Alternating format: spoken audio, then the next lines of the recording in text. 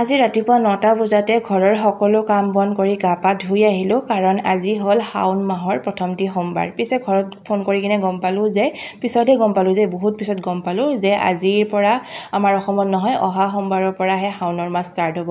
বাৰু যিয়েই নহওক ব্ৰতটো ৰাখিয়ে দিলোঁ মই আজি। তাৰপিছত এইযোৰ কাপোৰ যে মই মিছ'ৰ পৰা কিনিছিলোঁ মাত্ৰ 540 টকাত। ইমান ধুনীয়া কাপোৰযোৰ, কটনৰ বহুত ধুনীয়া।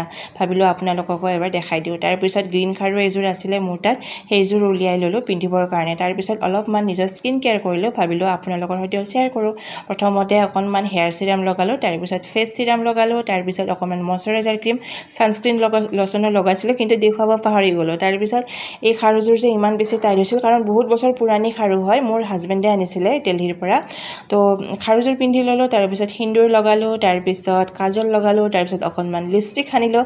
ভাল লাগে কিবা পূজা বা ব্ৰত কৰিলে এনেকৈ সাজি কাচি কিনে বহুত বেছি ভাল লাগে। তাৰপিছত তলত গৈ কিনে কেইটামান মই বেলপাত ছিঙি আনিলোঁ আৰু লগতে ফুল লৈ আনিলোঁ। ভাবিলোঁ আগতে ঘৰত পূজা ভাগ কৰি লওঁ, তাৰপিছত মন্দিৰৰ পিনে যাম, মন্দিৰত গৈ কিনে মন্দিৰত পূজা কৰি আহিম। এয়া ঘৰত আগতে ভালদৰে পূজা কৰি ল'লোঁ, তাৰপিছত মন্দিৰত গ'লোঁ। তাৰ পৰা আহি কিনে যে মোৰ গাটো ইমান বেছি বেয়া লাগিল কাৰণ ৰাতিপুৱাৰ পৰা পানী এগিলাচো যে খোৱা নাই, সেইকাৰণে চাগে। আহি কিনে তাৰপিছত এয়া পানী এগিলাচ খালোঁ, ইপিনে আকৌ চাহো বহাই দিছোঁ যে পানী গিলাচ খোৱাৰ পিছত চাহ কাপো খাই ল'ম।